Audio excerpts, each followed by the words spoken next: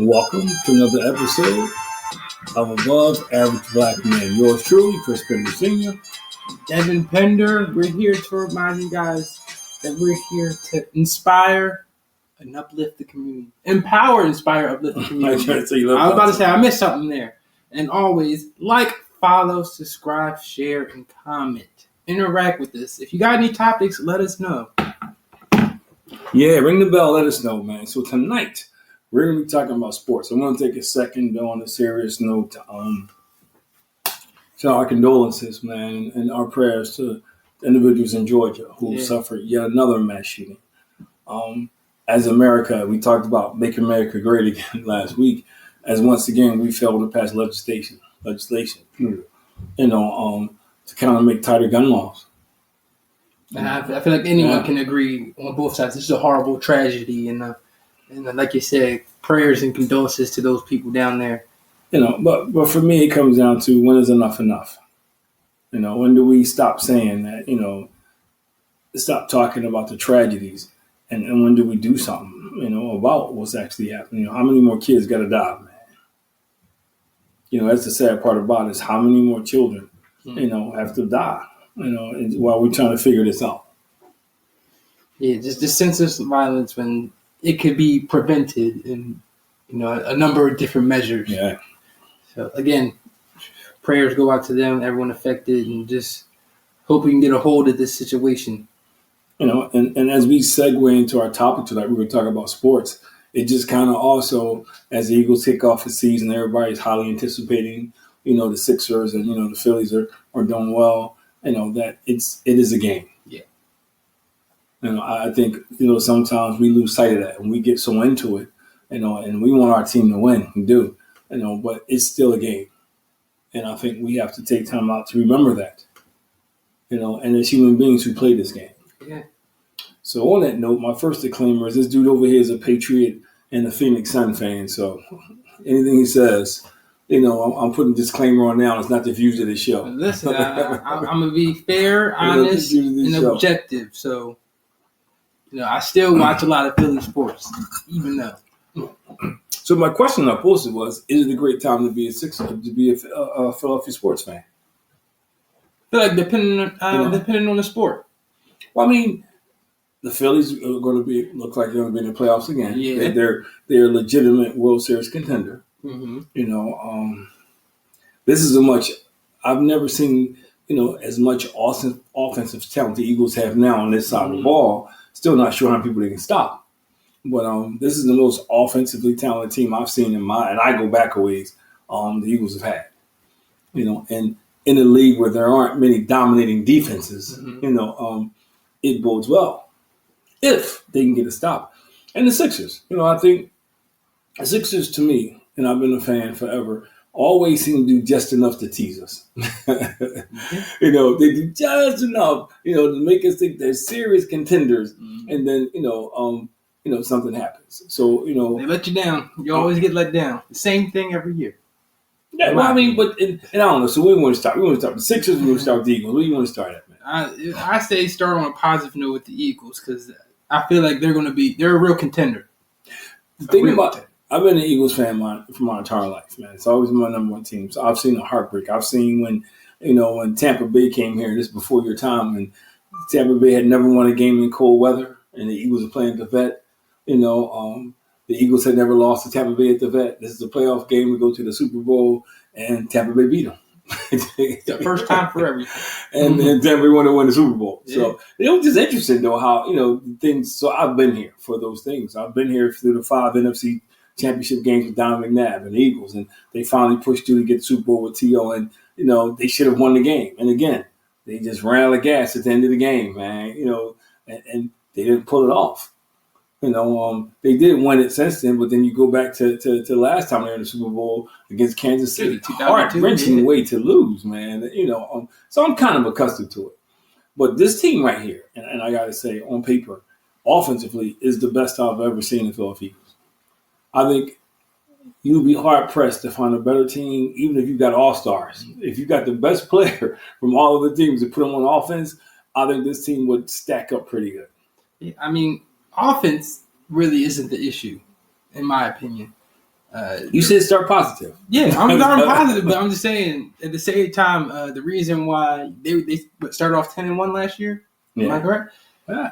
The big reason for that slide at the end of losing 1 to 5 games or 1 to 6 games, it's because the defense wasn't good at all. And offense, and defense and offense, and I think the defense was the main reason for it. But see, if you go back and if you're a real Eagles fan, you know what I'm talking about. Even when they won those 10 games, the offense was making plays at the end of the game to win those games. It wasn't until the Jets game where they came up short, and that kind of started to slide. But if you go back and think about it, they came back against the Patriots. The Buffalo game. Yeah. Take them there. If you think about their wins last year, they got out in front of Miami and they held on. But if you look at most of those games, it was a drive that the offense put together. To either they had to get the touchdown or a field goal. Yeah. So the 10-1 was kind of smoke and mirrors to me, because if you look at those games, and for all those people who talk about Jalen Hurts, he was just as much responsible for those 10 wins as anybody on that team. Mm-hmm. And I think, people look at it and they want to jump on him. Everybody else dumps on him. But if you go back and look at those 10 games, he made plays. And then they, and I'm a realist. They had luck. Buffalo, the guy ran around. He ran the wrong way. That could have easily been a loss. They should have lost the Patriots first game. Some of the games. Well, no, they won the Patriots game. I wouldn't put that on a mistake. They won the game. Patriots played them tough. They won the game. But a lot of those games, it came down to the other team did make some miscues. Yeah. Now you can say, the defense caused whatever, but you can't win a Super Bowl banking on the other team making mistakes. Mm-hmm. And it caught up to them last year. It caught up to them. They didn't have the other team did not make the big mistake down the stretch, and the Eagles often did. If you go back and look at the Seattle game, you got people wide open in the field, and you're trying to score a touchdown when you got plenty of time. Now the defense lost that game because you should, when you got the lead, and the golden rule as a cornerback is nobody gets behind you. Yeah. And they shouldn't be beating you with under a minute to go. That should never happen on the bottom, man. So, but he's back this year. Go figure. Bradbury. Yeah. I mean, change position, but yeah, he's still. I mean, you change position, and a lot of times it works. But if you don't have, and to me, at the end of the year last year, he just didn't have the same abilities.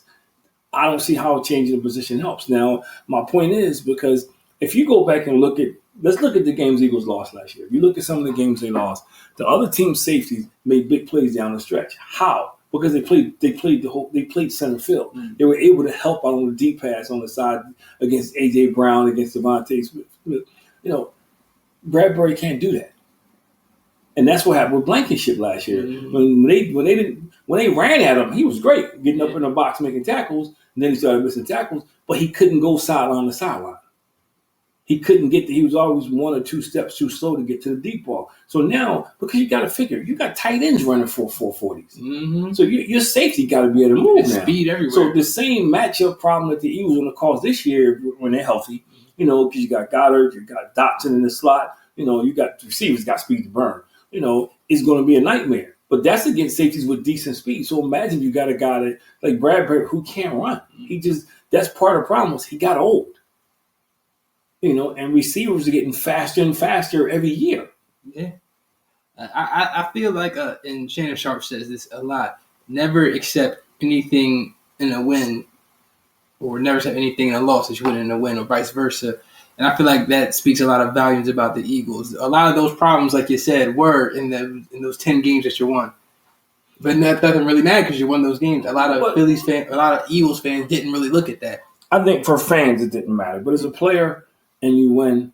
I've been on some pretty good teams. I've been on some pretty bad teams. And I've been on some pretty good teams who won ugly. And it's two sides of the coin. As a player, you won ugly. So everybody's going to talk about how you got to win those games, yeah. But there's some things you need to clean up because you can't keep winning like that. Because when you play better teams, it gets tougher and tougher. You also know those mistakes you make, people now they know because they've seen it. So they try to exploit the same thing. So you got to try to clean it up. And, so I get it. Fans get caught up in 10-1. But if you remember, I kept saying all along, they were winning ugly. I mean, Buffalo, the guy ran the wrong route, but Jalen Hurts again. Had to get him down the field, man. kicking field goals in the last couple seconds, getting the scoring last touchdown, hoping you wanted the Eagles to have the ball last. Yeah. Because they had the ball last, you knew they couldn't get a stop. And that's just, you can't win like that. You can't. Also, Matt Patricia did not help. If I'm being completely honest. He didn't help, but you can't.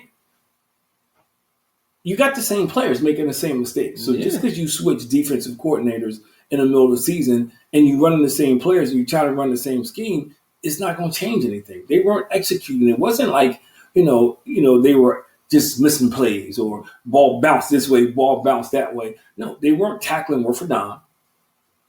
Teams would have them 3rd and 7 and throw a 5-yard pass. Know the guy was going to break a tackle and pick up another 5. They were throwing the ball short of chance consistently against the Eagles last year because the Eagles couldn't tackle. It's like the Tampa Bay game. Yeah, the same. So I'm saying. So if you're not tackling, it don't matter who the defensive coordinator is. And it's hard to fix something like that in the middle of the season because you're not practicing as much as you. So that goes back to and I coach it, and I go back to the head coach because the head coach has to take some responsibility. You see if your guys are not tackling. You see that. And you saw it, in the Buffalo game. Mm-hmm. They made I can't think his name. Josh Allen, he looked like Larry Zonka, man. He was running into people, bouncing. He's a quarterback. They were bouncing off of him. He was breaking. To be fair, he does do that. No, he doesn't. He does that. No, but if you're a defensive guy, that's your chance to knock the snot of the quarterback. You can't be missing those tackles. And if you trying to call yourself a championship team, you can't allow that to happen. You can't allow that to happen. You not consistently in the game. Because now you got a problem because the quarterback knows I'm not going to duck my head down because these guys ain't tackling. And then, they do tackle, it's just a sissy tackle. Well, they didn't punish anybody. So I mean, it's like a push. You're not really so you can't win. The year the Eagles went to the Super Bowl, they tackled very well. It didn't matter who they were playing. They tackled, whether it was, whoever they played, they tackled very well. They held receivers in check during the Super Bowl.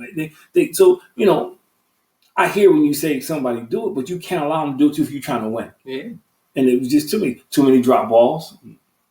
I think they ran Jalen Hurts too much last year. He's not a running back. He's a quarterback. And you let Miles Sanders walk and you take DeAndre Swift, who you thought was a better back, and he ended up being a better back. But you still didn't give him the ball enough. You got these backs back there, and you still running him. Mm-hmm. That's why I'm interested to see what's going to happen with Saquon Barkley. Are you going to give you the ball, or are you still going to be running the option with Hurts trying to turn the corner? Those are things you got to fix. You got to pick up the blitz.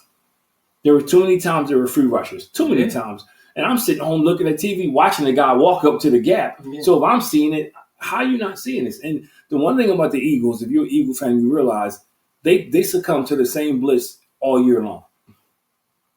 If the guys, I remember one year the guys kept coming off the end, they never fixed it. Yeah. So last year they kept blitzing up the middle. And what they did was they had their defensive ends stay home when they were blitzing because Hurts had nowhere to go. And he, they didn't have a third receiver, so that was an issue last year too. They had some decent third receivers, but, in this league, that third receiver needs to be able to make plays. To get open. Yeah. And when you got A.J. Brown and Devontae Smith and Goddard and you can't get open, I'm sorry, you're a bum. Seriously, because you got the other team's fourth best defender. Mm-hmm. You do. You got the fourth best defender. You got to be able to beat somebody. So I got a 2-part question for you. First, Jason Kelce and Fletcher Cox. Those are both big losses on both sides of the ball. One of them. You said one of them? It was time for Fletcher Cox. Man. You think so? He wasn't the same Fletcher Cox, man. He may be leadership-wise. Yeah, but he wasn't making the plays that he was making before because people were running on the Eagles. They were giving up 300-400 yards a game. Offense 500 yards a game, man. On the ground, they were giving up 200. So it wasn't, So he was kind of on the other side of the hill. Yeah. Kelce is still yet to be seen because he left, some would say, and I would agree, at the top of his game. You think so? Yeah. He, from the tush push to him, if you go back and look at some of the blocks he was making last year, he was playing good football. He was playing real good football. And it helped to what was around him, but he played real football. And I think people who are real Eagle fans remember when everybody wanted him traded or cut. He was bad. So the difference is he was bad on a not so good team. They don't have that luxury with Cam Jordan because they got talent now. They're expected to win. That's your franchise quarterback. You just spend millions of dollars to get this running back. But do you feel they can make up for those losses? Fletcher Cox, yeah. I think if the young boys play like they're supposed to play, and they come in shape, Jordan Davis and Carter mainly those two, they'll clog the middle up. I think I think they'll be okay. And then, it don't hurt. We talked about before the camera came on. The other thing about the Eagles that drive me crazy is every year we say the Eagles need linebackers, and every year we had the same conversation because they don't get linebackers. Mm-hmm. They go get somebody at the end of the rope or somebody, and to win this league, you got to get what you need to win. Mm-hmm. And because the league shifts so fast because of dollars and salary cap, you don't know how long you're going to have a team. Like I was watching, what's T.J. Evans play for Chicago in the script, in the preseason game. The Eagles had to let him walk because they didn't want to pay him the money. Mm-hmm. Dude was having he's putting together some stellar games. They wished he probably would have had him last year. Yeah. So now you got Devin White and he's hurt.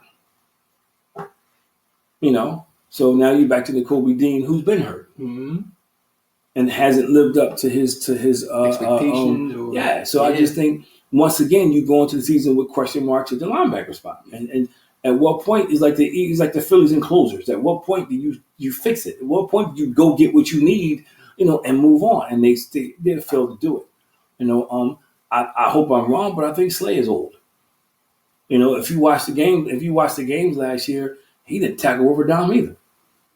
He's definitely on the other side of his career. But he didn't tackle over Dom either. So when you're not covering and you're not tackling, that's a bad combination. Or if teams got so comfortable doing little 5-yard passes that was going for first downs last year, it was crazy, man. I wish it was a stat that you could see how many times teams put the ball and we just missed the first tackle. And it was repetitive. And he didn't tackle, and he got mad because people were getting on him, but he didn't tackle. It was one thing you getting beat on passes, but now you're not tackling. That's the gimme in football. So now you got. So I don't know. I mean, they got some young boys that supposed to be able to play. Some young corners. Yeah, but the thing about, I mean, you got to go back a minute. This where the Eagles had a corner that was a rookie that stepped in and played lights out. It happens for other teams. When the Eagles lost at Super Bowl to Kansas City, they had 2 rookie corners. So some people step up.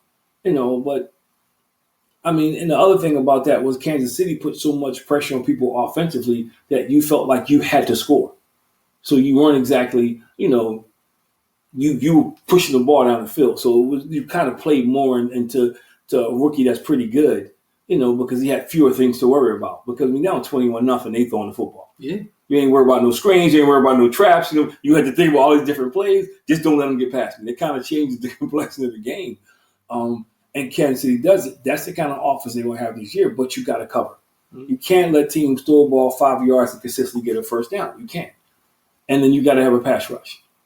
You can't let any quarterback in the NFL sit back there for 5-6 seconds, and expect your corners to cover. And then you throw that to, near the end of the year, their pass rush was almost non-existent.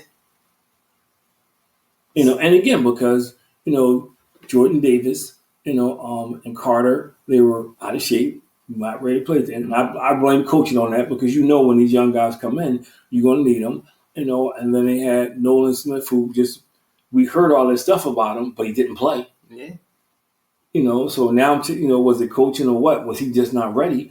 And then I love Brandon Graham, but he's like 200 years old on the other side. He had a good year last year, but you can't keep going back to the well. Yeah, at some point, you got to get youth in there. And speaking of coaching, since you brought that up, Nick Sirianni, do you feel, on the hot seat kind of? Yeah, man, I think there's no doubt. If with this offense right here, if he goes out, if he goes out and they're losing games like 38-40, he might get a little reprieve. But if they're struggling, scoring 14 points, he out of here, man. Mm-hmm. He out of here because there's too much offensive power in there. And these are his guys. You got your coordinators. Yeah. Now, got some comments here, from It's Spencer King. It's very hard for a defense to set a dangerous running back and quarterback that also is dangerous runner. Some teams don't know how to game plan for that, and it's very hard for a defense to stop. Okay, he fixed it on the second time. No, but this is the issue with that.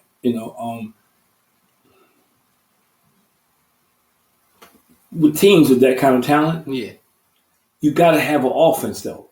If you call them predictable plays, Ray Charles and Stevie Wonder are going to be able to stop you. So it doesn't matter how much talent you have. If I know you're going to run a ball up the middle on first, second down every time, you're not fooling anybody. Yeah. If I know when it's third and short, Jalen Hurts is keeping the ball, not throwing it, you're not fooling anybody. If I know if it's third and long, you throwing the bomb to A.J. Brown, who are you fooling? When you get predictable, it doesn't matter how much talent you have because there's enough talent out there for teams that get predictable to jump on your predictability. That was the problem last year. So but that's my point. So I look at the offense and I think it's a good offense. But my thing is, if you still doing the same thing, like the push touch. Great play, 99.9% of the time.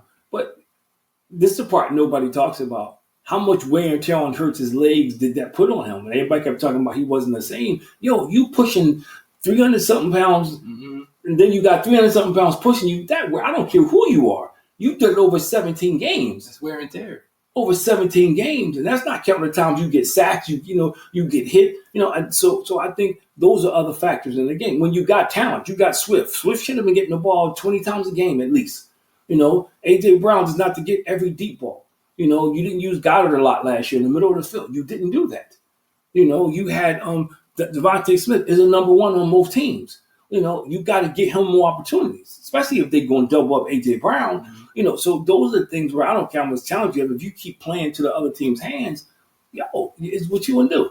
And I think they did that so many times last year, it got predictable. And near the end, they kind of switched it up a little bit, around the push tush or the Philly, whatever they want to call it. But, you got to, I don't care how much talent you have, you got to keep it fresh. They have talent now where, I don't know why they didn't throw the ball to DeAndre Swift more last year. Because when the Eagles played Detroit, he killed the Eagles catching the ball out the backfield. Before he came here, he murdered the Eagles catching the ball out the backfield. They didn't do that. And they didn't make linebackers cover their backs. You got these backs who can get out there and make people cover them. They did not do that last year. They kept handing it to them. So you got predictable. Joey Bosa said the same things. Offense, they figured out, and I think sometimes you talk too much because it comes back to bite you in the butt, how, they just pinch him, and blitz him because he got to get the ball, know where to go. Okay. So if he knows that, why aren't our offensive players picking it up? He knows that. I'm sure a large chunk of the league realizes that. Well, it showed up at the end of the season. It showed up at the end of the season where they just wasn't imaginative enough. You running the same stuff. And that little stupid screen, bubble screen, throwing a bubble screen with your lightest player on your team blocking. Devontae Smith out blocking on the bubble screen. Come on, man. Dude, weigh 110 pounds soaking wet. Yeah, there's no way. It was dumb. And he's one of your best receivers. You got him out there. If you're going to run it to A.J. Brown's side, the big dude's side. So I'm saying you throwing the ball, it just didn't make sense. The play calling to me didn't make a whole lot of sense at all last year. And they never got into a rhythm. The year they went to the Super Bowl, even the year before that, they had a rhythm.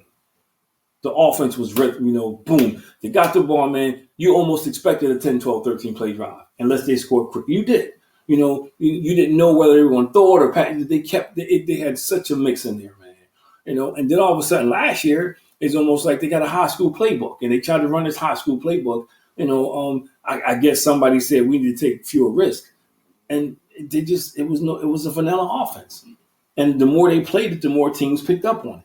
And I go back to my statement about the 10-1. If you go back and look at the 10-1, they weren't blowing nobody out. Oh, they were all close teams. They weren't blowing anybody out. Close teams. So teams have begun to figure out, and they put this all on Hurts, but it's not on Hurts because some of it's on him. But as a coach, you got to see stuff. You got guys in the box, you got guys on the side. They get paid a lot of money to recognize stuff.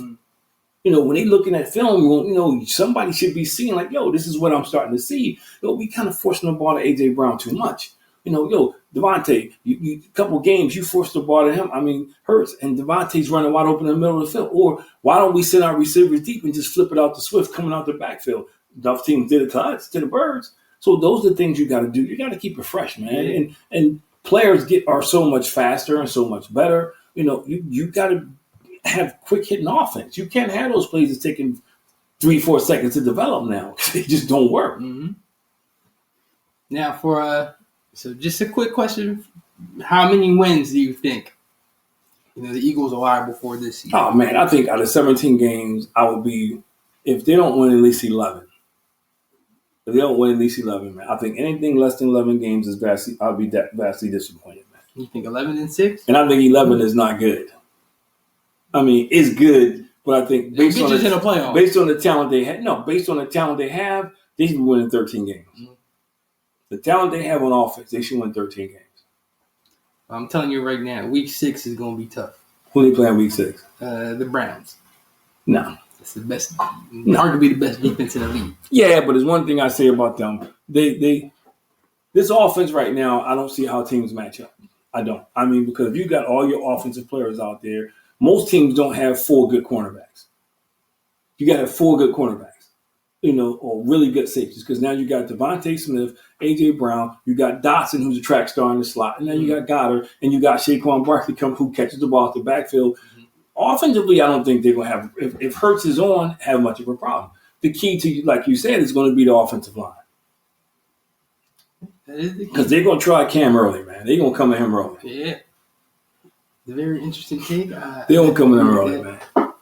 Now, to jump over, because I love talking crap about the Sixers. Want some more questions there, man? You blowing off the Eagles questions? We got time. Yeah, I mean, if we're talking about Philly sports in general, we got I don't think the Eagles are really the issue there. I mean, if I'm being honest, definitely going to split one with Dallas.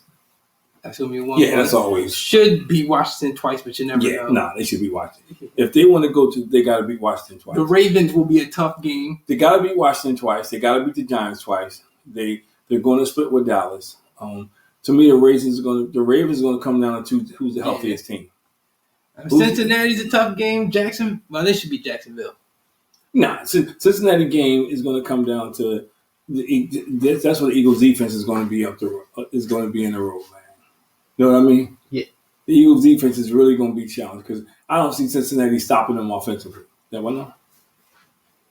Oh, I was on. Chris just wanted to join. Oh, I can't see Cincinnati. Not stopping the Eagles on defense. Like I don't. I think no.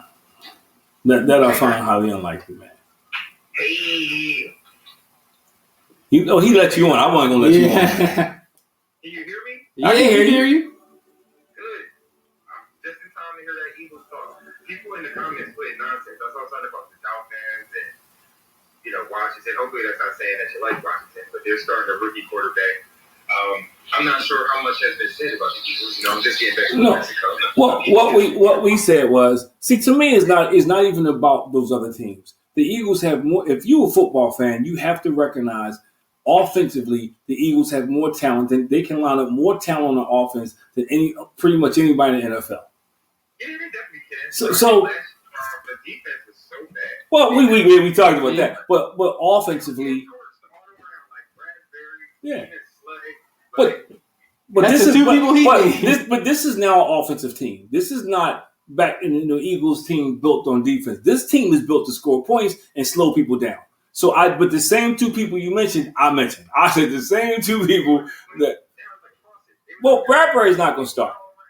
Bradbury's not going to start. They moved him to safety, which I don't understand because he's not going to be good there. I think Slay is going to be an issue because he didn't tackle last year. It wasn't just his coverage.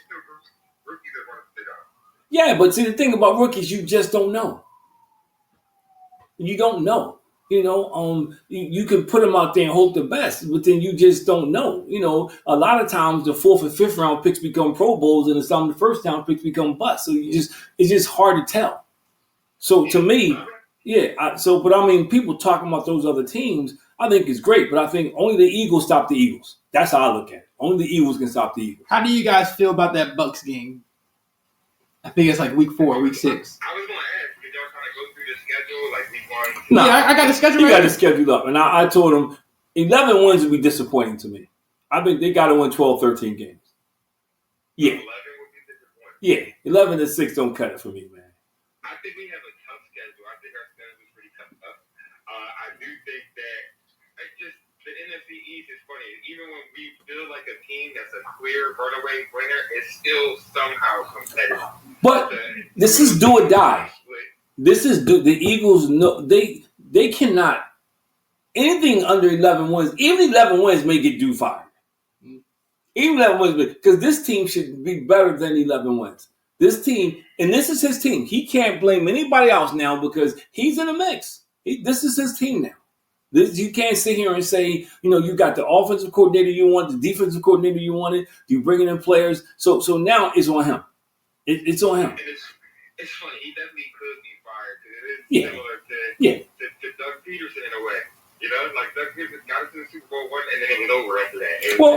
The thing about Doug was a little different. It's kind of funny because the big thing with him was, from what I understand, was really about Carson Wentz and Jalen Hurts. Yeah, he lost the locker room. But he was a Jalen Hurts fan, and people in the office was a Carson Wentz fan, and it kind of, that's the rumor behind that kind of started to split, and it just kind of went down into the locker room. So I think, because the fire Super Bowl guy after one year after win the Super Bowl is almost ludicrous, and he won with a backup quarterback. Come on, I mean, that's kind of heard of. But this Eagles team right here is the most loaded offensive team in Eagles history. I think if you took all-stars from every other Eagle team and put them out there, they'd be hard-pressed to match up with this team. Mike Vick, Deshaun Jackson, Shady McCoy, I think that team. Their offensive line wasn't that good. And they didn't have a tight end. I'm not saying that they would be I'm not saying they would be lightning bolts better, but I'm saying if you go position by position, those guys, but you go position by position, okay, you would throw Deshaun Jackson. They lined up 3 guys running 4.40s. They lined up Devontae on one side, they got AJ on and they got Dotson now. So you got guys who, you got 2 Pro Bowls in the period. The guy who was an All-American in college. But what's crazy? I think, even last year, I think we felt like we had a talented team, but we didn't. Not this talented. I had question marks last year. I had question marks. We said that. Mm-hmm. Are we actually going to run the ball? When we see things are going a certain way, are we going to kind of make adjustments? But I think what's funny, that was a Sixers problem, so I don't know if we want to trip. They next. We go to the next. But let me back up, then we go there. See, to me, the problem is not if they're going to run the ball. To me, the difference this year, will they throw the ball to the backs out the backfield? That was non-existent last year. We didn't put any linebackers on the island last year and make them stick our backs last year. So and DeAndre Smith killed us. Remember the year when he was in Detroit? He killed us out the backfield. We didn't throw him the ball last year. So that's going to be the key. I think they're going to run the ball. I think he's good. I think I can see Barkley getting 20 carries a game. But my thing is, there's going to be games where you're going to have to throw him the ball. You're going to have to throw. Well, you got to run him more than you. See, and this goes back to what I said before we switch over. You got to stop running Hurts so much. On the push tush, that whatever you want to call it. You know how much pressure they had you put on his legs, his back, and his arms, pushing them people jumping on his back? Yeah. That wears you down, man. That wears you down. I don't care who you are. But look at Cam Newton. He was a beast running around, just being a bruiser, and then I think that took a toll on his body, overall. Especially the thing about Cam Newton, I think Cam Newton is one of the most underrated players in the NFL, and that's me. Cam is one at every level without a whole lot of talent. Without a whole lot of talent, man. And I think, yeah. Yeah. Huh? He has Steve Smith and Greg Olsen and Christian McCaffrey. Yeah, but you got that was towards the end. But you named 2 guys, dude. You going to the Super Bowl. But Christian McCaffrey was at the end. You need weapons, man.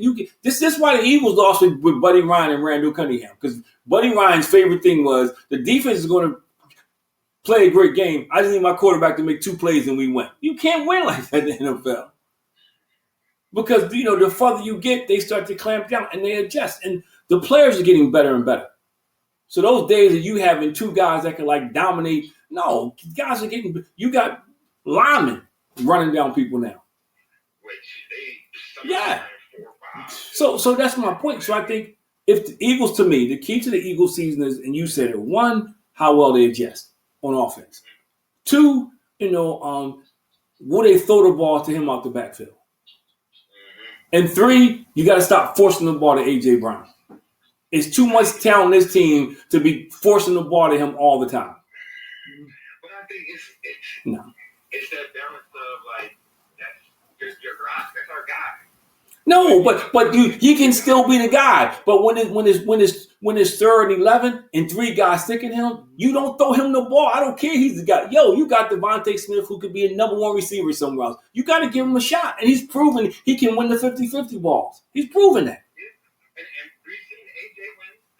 Yeah, but the odds of him beating 3 guys consistently, and it caught up to him last year. It's hard, man. You can't do that. So why make it hard when you can throw the ball to Goddard or throw the ball to A.J. Smith and then throw it to him he still can get his. You gotta take what they give you. That's how you win in the NFL. That's it. And I think it's again sometimes that you want your star to make a play. You do, but there's a time and a place for that. You want to give him an opportunity to do it, and I understand it's a balance to it, not work, but I do also think when Michael Jordan won his championships, and this epitomizes what I think what real stars do in that situation. He didn't have a problem kicking the ball to Steve Kerr or Paxson, when they were sending the whole team at him. Now he didn't do it all game, but when he saw the opportunity, when he knew that, this guy got a much easier, he has a higher rate of being successful, sometimes that's what stars do. You got to know when it's time to throw the ball in the triple coverage, when it's time to say, okay, I got Smitty over who can win this battle. Let me get down. Then I go back to AJ. Hey, let AJ get the touchdown. I mean, it's funny because you said Michael Jordan. I started thinking about Kobe, and I believe Melo may have said something similar to this, where it was sometimes they force those shots. They force these things because of the level and caliber of the player that they are, and they practice it over and over again. And and sometimes I think I guess. But you're talking about from my competitive standpoint, it's times where I know that dude can't shoot. I know that dude. All right, we need this. But that's not this situation because you got Smitty, who's an all-pro on the other side of the field. It ain't like you got Todd Pinkston over there. You got a guy, you got a dude, man, who can beat his guy legitimately. But let's think about this: Jamar Chase and T. Higgins, and he spreads the ball around. Good receivers, but I think Jamar Chase definitely gets the more opportunity because he clearly runs past people. AJ is you talking about the 50-50 ball. Jamal Chase clearly runs past people, but without Higgins, it's a little hard to run past people because the safety is going to play to that side of the field. And you got to understand, they do actually try to run the ball a little bit. I'm just saying though. So when you got a running back, now your linebacker and your safety they can't just turn around and take off and run. So I'm not saying every play, but sometimes when you see him triple coverage and you got Smitty 1-on-1 or you got Goddard running wide open, you take what they give you, bro. But I do think again, I just watched some of the things last year and how things go for us. Play calling is something that was I agree. Extremely glaring and an issue. And you got a play where it's 2 dudes running routes. I agree, but there's times when Jalen Hurts, and I'm a huge Jalen Hurts fan. I told Devin before you got on here, it wasn't his fault, but because those 10 games when they won early, he was pulling off plays to help them win those games. People forget about that. However, there's times where he had guys wide open and he forced the ball to AJ Brown. Those are times when you got to hit the wide open guy. I'm sorry. I get it. AJ come back, cry, fuss. We can talk about it here. The next one's for you. But I got this guy wide open. The name of the game is win games. And when they went to the Super Bowl, AJ got his, but they spread the ball around. But I also think you got to take some chances. Yeah, but not when the game is on the line all the time. 5-yard routes, and we need 20 yards. Oh yeah, they play calling was horrendous. Man. Now, and they were predictable. They were very predictable. Now, I know we've been talking about the Eagles. Oh, we're going to switch to the Sixers, yeah. Because we got to switch to the Sixers, before the time ends. So what do y'all think about the alleged Avengers and the addition of Paul George? Well, there's a couple things I want to talk about with the Sixers. Just kind of another news outside of kind of them as a team and what we just did. Something that's bothering me. There's talks of them moving to New Jersey. Oh, I saw that this morning. Yeah. Oh, come on, man. 2031, the lease is up. So hold up. What you got against New Jersey, man? We're the Philadelphia 76ers. So the New York Giants play in New Jersey. The New York Jets play in New Jersey. People still talk about that. Are they really the New York Giants? But you know what? And I hear you, but it's a business. But it's a business. Are you driving to New Jersey to watch the Sixers? It's a business. Yeah. You watching the Jersey? You going to Jersey to watch the Sixers? I would be more apt to drive there than I'll be able to drive downtown. See, I'm the opposite. I'd rather go downtown.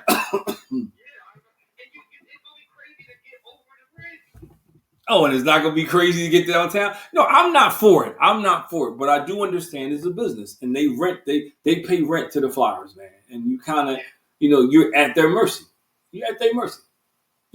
Like you got a hockey game. So the hockey game, the ice is under the floor. So the floor is slippery because players playing from the condensation from the ice because of the hockey game that night. Part of the problem is they don't want to update a lot of this stuff. Like between the locker rooms, the seats. Those seats been in there since how long we've been going to games. But that's still but that's a huge problem when you share arena and you don't really share it because the hockey team always has preference, and you got you can't have practice because they got concerts and all kind of stuff. They control your schedule, man.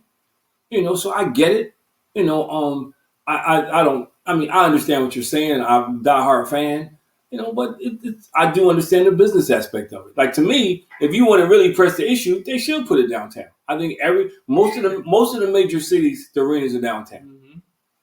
Most of the major cities, and you talking about bringing revenue in. The mayor's trying to order people back to work because they want to get the revenue downtown. One way to get the revenue downtown is put their arena down there because now people will get off of work and stay downtown, and eat and drink or whatever, and then go to the game, huh? So take the loss. Take the loss. Okay, let me say that, and I hear it, but what about when the Temple Stadium they built and they tore down a high school and they brought the Temple stuff down there where in William Penn in North Philly? Come on, man. I mean, I didn't hear anybody marching around then. And it's funny because there are reasons. Well, when you hear people debating or why it shouldn't be there, or people from Chinatown, they say they don't think it would bring any value to the community. And it's like, how many times have y'all done things that don't bring value to the community? Well, but you know what? But let me tell you how stupid that sounds. Where people going to eat at? It is going to bring value. Because like I said, one, if I'm working downtown and I'm going to the game, I'm not going to come all the way home. I'm going to eat, hang out downtown and drink and do my thing and then go to the game. Yeah. That's just the reality of it all. Other cities, though, like other places I've been to, like and watch some games, there's downtown. I mean, so feeling their vibe of like being able to, you can get a drink before, you can stop and go somewhere after, like grab food. Because that's what people would do. When I was working downtown, and back in the days before I got married, I was hanging out. We stayed downtown. We didn't come all the way home, and then we ate dinner, we drank, we did this. Then we went to where we had to go because we were all working downtown. So people were going to spend money, and I get it. It's not ideal for everybody, but I also believe in sometimes you got to do something for the greater good. And if you talk about bringing in revenue, because our schools suck. Our schools need revenue from somewhere. From somewhere. They need revenue from somewhere, man. You're talking about, more jobs. Because instead of people working for both, and then you're talking about now you can have a real, because what's going to happen. They get their own arena down the NAA, the tournament to be there, the NCAA. It's so many things when you have your arena. You can do different things. It's so. I think it should be. I hate the idea of them leaving the city Well, let's talk about basketball. Let's talk about the Sixers now. We talking about them moving. Can you imagine if the Eagles played in Jersey? We would be sick. But I hear you. But you know what? It's different. I understand the money. No, not the what. The difference is the Eagles. The Eagles have always been held at a higher esteem than any other team in the city. That's just how it is.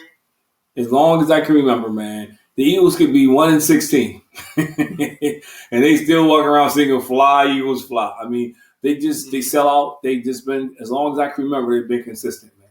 I think it's changing with your generation. Basketball is starting to pick up more, but the Eagles just represent the city and always have. I think I felt like the Sixers, like we got diehard loyal fans too. Like, just the process, you know how hard that is for probably a lot of other cities to sit here and like celebrate that. It's a joke, man. It's a joke. Nobody celebrates. It's a joke. It's a joke. Everybody still makes fun of that. Yeah, but it's something about, and I want to get into the Sixers, but as far as I can go back, I mean, the Eagles has always been, this even when the Sixers had Julius Erving, Moses Malone, their championship, it's still, they had diehard fans, but it still wasn't like a basketball town. You know what I mean? It's like football just it's always been bigger than life here. And it's changing because I think the city is changing and more people starting to get into it. But, the Sixers games, man, I remember you can get a ticket. Now, when the season went on, they really started kicking butt. It was a little hard to get a ticket. But the Eagles, even when they suck, it's hard to get a ticket.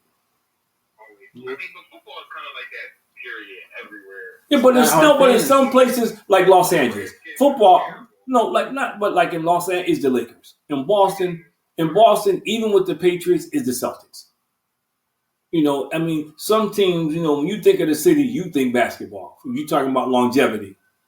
You think about the Raiders and what happened with how devastating that was for people in Oakland when they lost that team. Well, they had nothing else, bro. I think LA to be used. They had the A's. They don't have no team. They had the Oakland A's. But the Raiders were such a staunch part of the community, man. The bad boys, they weren't called the bad boys, but Al Davis, those guys, man, the eye patches, man, knocking the style of people. They had such a rich football tradition, winning championships. Guys, so many guys going to the Hall of Fame. So I mean, I get it what you're saying. And then they had the Oakland A's. The Oakland A's had their heyday. But the Raiders, even now, the mystique. Even when the Raiders not good, that mystique is something about that mystique that the Raiders had. Right now, it's Vegas. So ultimately, what do you guys project for the Sixers this season? No. Championship. All right, realistically, Dad, what do you think?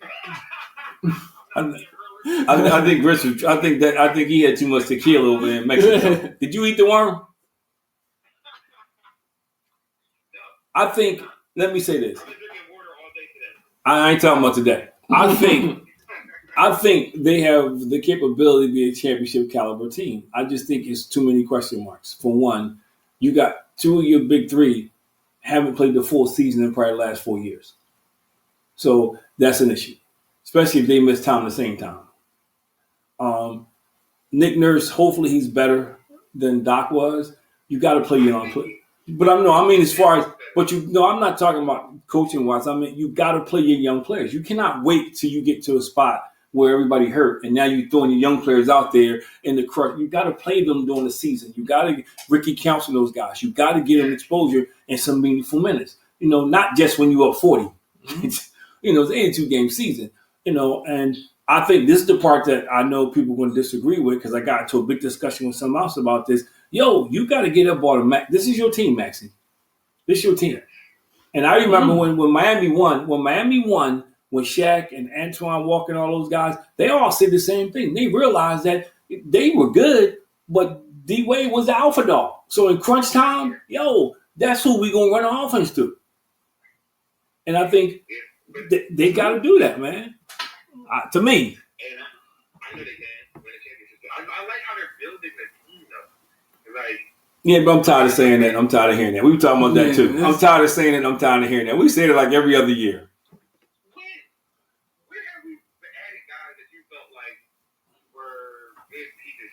I think Andre Drummond, great pickup as a backup center. When they lost to Toronto in Game 7. Yeah, I'm not knocking that, but I'm talking about how we sit back and think they're putting pieces in place. But if you don't play, this goes back to what we addressed in the comment about football. Mm-hmm. If you don't put the pieces in the right place when you have them, like Embiid, if Embiid plays like the guy that played in the first half of the Olympics, they in trouble. I just think he was out of shape. Yeah, but what's different? What's different? I'm happy that he has the opportunity to play in the Olympics. But dude, how long he been in the league? That's a problem that this dude been in the league double-digit years and he's still out of shape. That's a problem. When is the last time he finished the season strong? That's when you need your big dog though. And if him and Paul George are both hurt, that's a problem. Because the Knicks got better and deeper. I think the Sixers are still too big for them. If he plays them right, the Sixers, because they don't have an answer for Embiid. They had a hard time, but I thought it was crazy for them because he was giving Embiid fit, so they don't have like the same build as they did last year. But even with him, they lack size. Yeah, but even with him, Embiid just ain't had the right basketball IQ. So I'm hoping this year's second year at the Nurse. But I mean, but Boston is deep. Boston is deep, man. And you can say what you want to say. You got Boston is deep, man. You got to come to play against them. You can't be. Boston does have a lot of depth. Yeah, and they're young and they got a good team. But Porzingis, they got the same issue. Yeah, but guess what? He ain't cost them yet, though. They don't need him to be the guy when it comes to playoff time. They got Drew Holiday. They got guys who step up. And until things worked out for a lot of people this year because Giannis. Oh, it did. It did. Dame Lillard were healthy. The things probably would have changed. But they got the same problem. Well, not now because they were, but they had the same problem the Sixers has. After them two, who do they have? Middleton. Everybody else was declining. So yeah, but you got the two big dogs, but everybody else was starting to decline. And Boston, you go from, and I'm not a Boston fan at all, but you got to admit they're deep in key positions. Yeah. They're deep in key positions. Holiday was the greatest thing that ever happened. Of course. He only won a championship with the exception of the Sixers. He just won championships. Mm-hmm. You just win championships and gold medals. That's what he does. Yeah, but I'm just saying, he's won championships and gold medals. That's what he does, man. But he was an all-star, which is crazy. Yeah, and they traded them for, you don't know who they traded them for, do you? Nope. Oh, no. Wait. No, they were drafting Michael Carter Williams, so they traded him, and I don't even know. I think Michael Carter Williams probably played maybe 2-3 seasons here and then somewhere else briefly. Rookie of the year, and then after that, he was gone. And he was rookie of the year because it was a terrible class. Somebody had to shoot it. We had a lot of rookies of the year. They still regret letting Drew go, and they regret not getting him back. But do you think Paul George is the key? Like, do you think if he's healthy, gets you over the hump? If he's healthy, I think Maxey is him taking another step up. Yeah, but you still gonna need Paul George. You're gonna need him. Paul George on this team right now, if he's healthy, should get you a double-double. He's better than Tobias Harris. Oh, God, yeah. Mm-hmm. Who not? That's an upgrade there. Who's not better than Tobias Harris? And not that Tobias, he wasn't there when you needed him. Like he had probably a solid numbers, but he wasn't showing up when we had those big games. Tobias reminds me of guys that I played with. They were practice players. In practice, they just tearing it up. Get in the game, nah. He just never fit in. And I think he was not the same kind of player, but I think he was a lot like Donovan McNabb and Ben Simmons. His head, he just heard everything. And then his dad start chirping in, and come on, man, in Philly, once your father start getting him, that's a problem, bro. Right. So do you think over under 55 games? Oh, over. I take him over, man. I got him. To me, huh? I think they'll be close. 53 games. I'm gonna tell you why I think they'll be close. And if they don't have injuries, they'll be close. This is why they're gonna be close. Milwaukee is not the same team. They got the big two now, and they still struggling how to figure. They got to figure it out. Is Middleton going? He's still there. He's been declining every year though. Because you know why? They ain't getting the ball. You got two guys who taking 40 shots a game. He's getting like 4 or 5 shots a game. Everybody said, well, your stats is down. He's not getting the same shots. And getting older and a lot more injuries. Yeah. But that's my point. So I think, and I think the Sixers have more than them. I like them, but I think the Sixers have more than them. I think with the Knicks, because the Knicks are more physical, I get them a nod right now. They out physical the Sixers in that. They just bullied the Sixers in that playoff game last year. So unless they get more physical, that's going to be a problem. That's without Julius. And because Boston, but see, I think they're not as good a team with Julius Randle. Julius Randle is going to mess them up. Yeah, I think. Yeah. Well, not even that. I think Randle's going to mess him up because he pounds the basketball. They move the basketball well. Randle likes to pound the back. He likes to take the 5 dribbles, post up, all that stuff. The rest of those guys cut and go. And I think that's going to be a problem. But I just think they're more physical than the Sixers right now. So I think that poses a problem because the Sixers not proved. I think Drummond is a big help. I think Drummond is a big help. And I just think Boston, they're the champs. You got it until you dethrone them, they're the champs, man. Yeah. But for me, it was like depth was an issue. A backup. And D comes off the floor. The physicality of the game is dropped.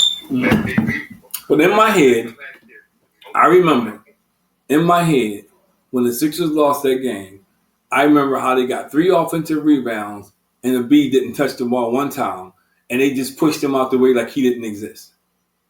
And I just never forget, he didn't foul anybody. They had a foul to give. He didn't foul anybody. I just remember he gave 3 offensive rebounds. So to me, you ain't the dog if you're giving up 3 offensive. You got to show me. Look, I'm pushing somebody up into the 5th row. You got a foul to give. You're the biggest dude on the floor. He just... With how dominant he moves people off that particular possession, that's unacceptable. He fouled, he put somebody else away. He on the line. But when you watched him in the Olympics, it was the same thing in the Olympics, man. They were pushing him around. I was going to ask, do you think he learned something from that Olympic experience that he could bring to the season to help? He kept running his mouth. He ain't learned to be quiet. So that part didn't work. He didn't learn to be quiet. Yes, I think it in a way prepared him to be able to play with Tyrese Maxey and Paul George, who are. I'm hoping. It's 3 things I hope he learned. The first thing I hope he learned was because he was around a bunch of leaders, how to be a real leader. Mm-hmm. You know. The second thing I hope he learned was that leaders sacrifice because everybody on that team was sacrificing their game a little bit to win. Yes. You know, they weren't out there trying to be the alpha dog, taking 60 shots a game. They did, Devin Booker. Yo, come on, man. Dude can score 50 in his sleep. Anthony Edwards. Those guys can put up 50 in their sleep, man. And it wasn't any team in the Olympics that could have guarded either one of those guys. Seriously. But I think you got to be able to do that. LeBron became a facilitator. The third thing I think he had to learn that you got to be. But the third thing, but I'm saying he accepted that role. He went out there trying to get double, triple doubles every night. He did what they needed to win. And I think KD, perfect example. Dude can score anytime. Dude's an assassin. He could have scored every time he touched the ball. But when Steph was hot, what did they do? They got the ball to Steph. Mm-hmm. So I'm saying I hope he learned. The third thing that I think is one of the most important things that, it's about the team, dude. It ain't about you. So sometimes you got to get out the way, man. Like he get a rebound when he don't feel like running, he holds the ball. I'm walking up because I'm tired. Hold the ball. Dribble the ball for half the shot clock, then throw it. He has to get in that mindset, man. So we'll see. Well, and I'm a huge fan. But I gotta see. I'm feeling good about this, and mainly it's not even just the collection of players. I like Nick Nurse as a coach. I think probably out of all the coaches we've had in a long time, he's leaps and bounds like this. I like him. He's a basketball mind. He makes adjustments on the fly. We've seen it happen, especially against us. I would agree with that. I would agree with that, but I still think coaching is a third of the battle. 2/3 is going to be on the players. 2/3. If Embiid and George can't stay healthy, especially if they don't stay healthy at the same time, if he doesn't establish a good rotation with Ricky counts on those guys, man, to make sure everybody playing 2,000 minutes beginning of the season because he has talent. Are you gonna play him? And early in the season, and Drummond has to get more than 4 minutes a game. You gotta put him out there, man, and let him bang people around, move people around, and with the scoring they have, he'll be okay with the starters. To give Embiid a good rush when. So I think he has to, and he got to be creative with this team. Yeah, that's a good backup to have. Yeah, you got to be creative, and they have other pieces. So I'm not, but to me, it's like, yeah. I gotta see Eric Gordon because I gotta see Eric Gordon. I like him, but we have a history of getting guys on their last leg. Yeah, he old. Well, not even Danny Green. What's the dude they got from Miami? He's robbed, stole money, stood in the corner, did nothing. PJ Tucker. Yeah, PJ Tucker. He just talking about somebody stealing money. That dude just stood in the corner, did nothing. Got no rebounds. The only stat he had was attempts. He attempted 4 or 5 shots a game. So I just, it is interesting, man. I think, if I had to pick a team that I thought was more built to win now, I would say the Eagles. Between the two. I would say the Eagles between the two, man. Eagles have a good shot. Yeah, well, we should get together and watch it, man. Get the screen up, man. 7:15. Yeah, get the screen up, get the grill out, man. Yeah, I'm all for it. They're playing in Brazil. Yeah, all right. That's interesting. So, yeah, that's get together and rock that. I know Devin's a hater. He's a Patriots fan, so. I'm actually drafted right now, so. I said I'm actually drafted right now, so Yeah, he's a Patriots fan. The Patriots going nowhere this year. Oh, we the worst team in the league. We got the worst defense in the league. I think we're in a place where I don't know if I've ever felt that all of our teams have been like this. But we just. Yeah, see, when you were back in the 80s, we were called the City Champions because they weren't winning championships, but they were going to the championship. The Flyers, the Sixers, the Eagles, and the Phillies, they were getting there, man. Conference champions, a lot of those. They were getting there, but they were contending. The Flyers won 3 cups in the late 70s, and you had the Eagles had to run. So we had a couple shots where we were doing well. We had a couple shots, man. Mm-hmm. But I think we're getting back to that. Yeah, because it's funny because the Phillies have gotten to the point where people don't even talk about it. The expectation is we see you in the playoffs. Right, we just know that they're going to. I just assume they're going to give up the lead every game. And the Flyers are the Flyers, man. So I don't know. Yeah, we're not sure what's up. But before we close, though, real quick, do y'all have any for the Eagles or you already said your pick for the Eagles? What do you think their record will be for this upcoming season?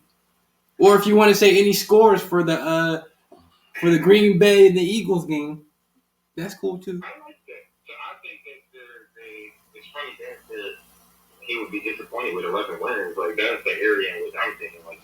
No, for this team, 11 wins is not acceptable. If they get 11 wins, they better win the Super Bowl. Come on, man. It is a tough schedule. If they don't get there's people picking them 17-0. There's people picking them to beat the Cowboys twice. I've seen where they split with the Cowboys. And they will. And then just because this always happens, we'll lose to the Commanders or the Giants. If they lose to the Commanders or the Giants, they don't deserve to go. We're going to split with one. Nope. You can't do it. Can't do it. Because you got to figure there's some toss-up games on the schedule. The Ravens is going to be who the healthiest team is. And when you come out of that game, you may have some injuries. When you come out of that Ravens game, you may have some injuries, man. Yeah. A lot of them games are tough. The Browns got one of the best defenses in the league. I told him that.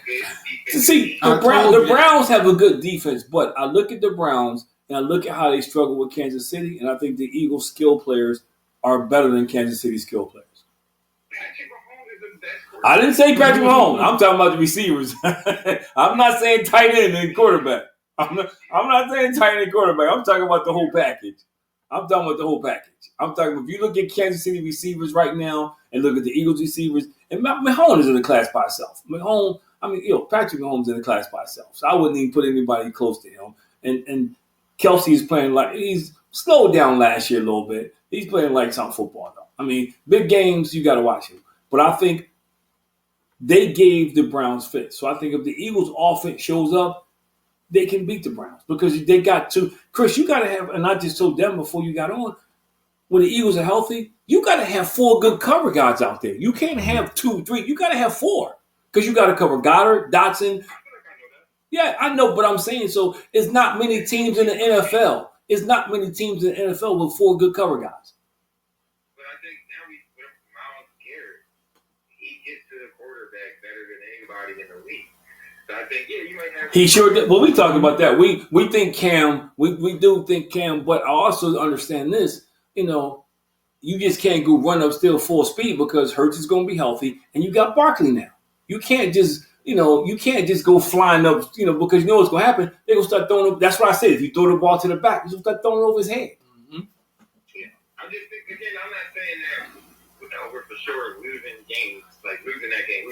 I just think we have a tough schedule. That's one of the tough ones. Anything less than 12-5, anything less than 12-5 is a shame. It's a shame. 11-6 is a shame. It's a shame. What 6 teams you losing to? If you're trying to win a Super Bowl, you're trying to make a statement, you're trying to erase the memories of last year, you're trying to cement yourself as a great team, which you on paper you are, you can't go out there and win 10 games, man. Even Green Bay, that's gonna be a tough game starting off the season in Brazil, like 35-14. Ooh. That's my pick. 35-14. 35-14. That's my pick. That's bold. That's very bold. 30 to 34. It's week 1. I don't think our starters or anybody starters play that much. I'm going to give us a little bit of a lower score here. I don't think it's going to be something like maybe like 24-17. 24-17. I don't know if I'm picking the Birds. Why? I don't. We haven't even seen our team. But this is my logic. I think. And then they look like trash. I think for the Eagles. Well, I think for the Eagles to win, this we're talking about Kansas City and New Orleans did the same thing. For the Eagles to win, their offense has to put up points and put pressure on the other team's offense. They got to make the other team's offense play outside of what they used to play. For instance, if you got like the year they went to the Super Bowl, they got up big so teams couldn't just run the football. That's why the run defense wasn't that bad because teams down 28-0 at halftime. So they run the run. So I think, and that's the kind of season I don't see them having a lights out defense. I see them having the opportunities defense, which means you got to dictate this game through offense. You got to put up points, man. If you make a team feel like every time you touch the ball you score, they start taking chances. They start taking. A couple years ago, though. But that's what I'm saying. I think that's the script how they win. The defense wasn't extraordinary. But that's how they got all those sacks because teams had thrown the ball 30 times a game. I think it's going to be a great year for them, nonetheless. 11 wins is not a great year. That's a great year for most franchises. But for us, that's not acceptable. 12, 13, 12. You got to get 12. First of all, all this money you spend on offense, you put a bundle over on that side of the ball. And on paper, your only real question mark is your center. You got the same, offensive line is going to be pretty good. Your center is your real question mark. I don't know. I would be, knowing Hurts, I would be very surprised if he doesn't come back and have a stellar year this year. That's just me. My phone's about to die and these dogs are going nuts. I think physicals, I think the Eagles are going to do their thing. I can see them making a Super Bowl run. I can see that. But then also, like, the Sixers, I probably was being a little overzealous saying championship. A little? A little? But I can see them on that path. I think they are going to be one of the better teams in the league. And I would agree with that. I would agree with that. Yeah, I'm just thinking he's the league. I would agree with that. I mean, again. But see, that's it. It has to boil down. Both Paul George and Embiid missed a lot of games the last couple seasons. You can't have that. Yeah. You got Maxey. They've been leaning on each other. When have they ever even played with somebody? But they're going to have to do that. But can they? I don't know if they can do that. I don't know if they can say, hey, let him be the alpha. To me, I don't think Embiid is capable of doing that yet. I think Embiid, I don't know. And George. They both say it though. They both like. He said, but Embiid says it every year. Paul George came and said, like, yeah, that's his team. Let him go. And Embiid and Maxey did it that Embiid empowered him to be like that. Yeah, uh-huh. Yeah, he says it until when the game was on the line and Embiid gets the rebound and go coast to coast. Or he takes 14 dribbles down the court, get a ball to Maxey when there's like 8 seconds left on the shot clock. No. Game where he played against New York, he was the Hey, make something happen. He was cooking. But my point is, we'll see. We'll see. If he does that, if he comes out there holding the ball at the top of the key in one hand for like 10 seconds of, nah. If he comes to play and him and Paul George can both stay healthy or miss minimum games and not at the same time, I agree with you. They got a shot at being one of the better teams. But they both can't be out like 16 games at the same time and, or they can't do that. Yeah, I agree. Can't do that. I mean, I'm just hoping for the best of the team and that, we can maintain our health and make a good, strong run at this year. We'll see. I'll be on enough games. We'll see, man. We'll definitely see. I hope so. But I think that's a good spot to end on. The sky's the limit for Philadelphia sports, so I am proud to, witness that. So the question was, if we started, is this a good time to be a Philadelphia sports fan? Yes. What a time to be a fan. I think it's, because sometimes we take it for granted here. I think our teams have been solid, like winning. You said about the Phillies. And, we could very easily be another city where they just haven't seen anything like this. I think Philadelphia is one of the best sports cities in the country. Yeah, but Philadelphia, man, high expectations, man. Yeah. Sometimes unrealistic expectations. Yeah, without a doubt. And but sometimes it's unwarranted. You heard me say championship. But no, I think we are one of the best sports cities, and we got a great. Yeah, it's like what a time to be alive, and watch our teams actually be good and competitive, and even be able to have a conversation that they can be on that road or path to a championship. If they lose 6 games, I'm turning it off. I'm just telling you. I look at the schedule and I think I don't see anything on that. If I had to look at one game on that schedule that I really thought that I had to say was probably the most daunting, who that I would say that really scares me will be Baltimore. Because they got Derrick Henry and Lamar Jackson. That's a deadly combination, man. Those two dudes, Atlanta is not a bad team. No, I'm not saying they're bad teams, but I'm saying if I look at Atlanta, the Eagles should be able to handle them. If I look at the Packers, they should be. It won't be like a major upset if the Packers win. They should. Now, Baltimore scares me because Baltimore, if you got a healthy Derrick Henry and a healthy Lamar Jackson, that's two beats, man. Yeah. And what's the tight? They got a good tight end. I can't think of his name. They got a good tight end. Mark Andrews. Yeah, and Harry ain't no joke, man. And the Eagles, the way the Eagles didn't tackle last year, oh man, they can't be arm tackling this dude. You think Josh Allen ran him over? He would have him for breakfast, lunch, and dinner. So that day, and the way the game is set up, they could both very well, they could be beat up at that time. They could have some key injuries. And then there's also the way it's set up is, Jordan and Carter ran out of gas last year around that time. And you got to be strong against those guys. Yeah. I mean, I wish we had more time to just like go through the schedule. But we can do a part 2 next week. Yeah. Part 2 next week, definitely for sure. After week 1, that would be great. Yep, we can do part 2 next week. But all right, man, we appreciate you guys for listening in, man. We're glad you guys could join us. Another great episode of Above Average Black Men. Remember, we're here to empower, inspire, uplift the community. Also, like, follow, subscribe, share, interact with us. That's A2BM on all platforms. I'll see you guys next week, man. Same bad channel, same bad time.